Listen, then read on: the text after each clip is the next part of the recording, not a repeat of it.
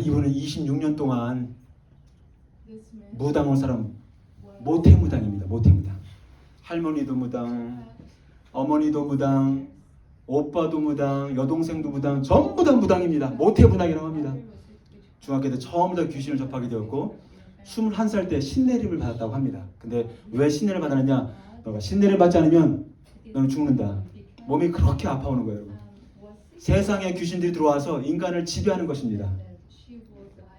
그래서 귀신을 섬기는 삶이 얼마나 고통스러운지 너무너무 자주 자살을 시도했어요. 그래도 죽지 않았습니다. 결정적으로 어떻게 합니까? 내 안에 여러 종류의 다른 인격들이 있구나 이걸 깨닫게 됐습니다. 언제 CBS 새롭게를 볼 때 어떤 목사님께서 무당들만 전적으로 전도를 하고 다니더라고요. 그래서 박수도 만나고 무당도 만나고 했을 때 만날 때마다 이 무당이 자신의 뭔가 다른 인격이 나가는 걸 경험하게 되는 거예요. 결국은 몇 번 만나서 주님을 영접하고 결국은 그 신주단지를 다 박살내버리고 이렇게 이제 그런 일들을 하는데 정말 실상이구나 실상. 하나님의 성령에 붙들려 있든지 아니면 세상의 영에 붙들려 있든지 둘 중에 하나이다. 그리고 세상의 영은 끊임없이 영향을 우리에게 주고 있다는 거죠. 근데 그러면서 결정적으로 이 모태무당 이분이 어머니를 보면 그렇게 화가 난다는 거예요. 처음에는 자기가 죽게 생겼으니 엄마가 그래서 신내를 받았다고 합니다. 귀신을 접했다고 하는데 거기서 끝나는 것이 아니라 그 딸도 동일하게 들어와서 계속 괴롭히는 거예요, 여러분. 그래서 엄마를 볼 때마다 그렇게 화가 난다는 거예요. 근데 생각 속에서 내가 엄마한테 이렇게 하면 안 되지, 엄마한테 욕을 하거나 또 폭력을 얼마나 심하게 폭력하는지 모른다고 합니다. 근데 정신은 그렇게 하면 안 되는 걸 알지만 어떻게 내 안에 세상의 영이 역사하고 있으니까 끊을 수가 없는 거예요. 이것이 귀신을 섬겨온 이 모태 무당 이 여인의 삶의 결과입니다. 귀신을 섬기고 예배했을 때 나타난 결과였습니다. 그런데 어느 날 이 여인이 산 위에 올라가서 산기도를 하고 있는데 그때도 다른 신들을 막 구하는 기도를 했다고 합니다. 그런데 기도하는데 갑자기 이건 정말 전적으로 하나님의 은혜였던 것 같습니다. 사도 바울이 담에서 도상에서 예수민자를 잡아 죽이러 갈 그때 하나님께서 하늘에서 빛이 임하고 어떻게 합니까? 사도 바울에게 당신은 누구십니까? 하니까 나는 내가 핍박하는 예수다라고 얘기하잖아요, 여러분. 근데 전적인 하나님의 은혜 가운데 이 무당에게 나타나는데 어떻게? 아주 강력한 십자가가 보이기 시작했어요. 근데 자신이 점을 칠 때에 10명 중에 2명은 기독교인이 있다는 거예요. 그래서 십자가가 뭔지 다 알고 있다는 거지.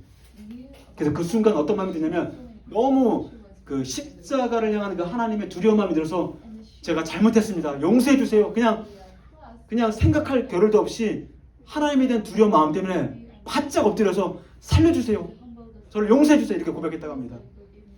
그러면서 이제 교회를 나가게 됐고 예수님을 영접하게 되었고 그러면서 하나님을 섬기게 되었다고 합니다. 그래서 그 진행자가 물어봤습니다. 무당으로 점을 칠 때는 하루에 뭐 2억, 3억, 4억은 말도 아니래요. 특별히 입시 때, 또 대통령 선거할 때. 그런데 이제 다 정리하고 신단지를 다 이제 박살 내버린 상태이기 때문에 어떻게 삶을 먹고 사는 것을 하십니까? 무엇이 지금 필요하십니까? 라고 질문을 했거든요. 근데 이 여인이 이렇게 얘기를 했습니다. 옛날에는 자동차를 사도 더 비싼 거, 더 고급스러운 거 이런 게 눈에 들어왔대요. 그리고 그걸 막 갖고 싶었대요. 그런데 예수님을 만나고 나니까 내게 필요한 것은 예수님 한 분밖에 없습니다. 예수님 한 분밖에 없습니다. 먼저 그의 나라와 그의 일을 구하라. 그것이 저희 가장 큰 소망입니다. 세상의 영이 내 안에 있으면 어떻게 됩니까? 끊임없이 세상을 끌어당기게 돼 있어. 그렇잖아요. 세상의 영이 있으니 세상의 탐욕을 모두가 끌어당길 수밖에 없죠. 만족감이 없습니다. 그렇죠? 그러나 하나님의 거룩한 성령이 내 안에서 역사하시는 순간 이제 내게 필요한 것은 더 비싼 차, 더 비싼 집, 더 비싼 뭡니까? 뭐 또 있습니까? 그것이 아니라 이제 내게 필요한 것은 매일매일 예수 그리스도 할렐루야 Jesus Christ, 그분 한 분뿐이다. 그 내가 나 같은 것을 무당으로 하나님을 대적하며 살아왔던 나 같은 것을 하나님이 불쌍히 여겨 주셔서 십자가를 통해서 나를 구원해 주신 거, 그것만 생각해 나는 감사합니다. 눈물을 흘려요, 눈물을.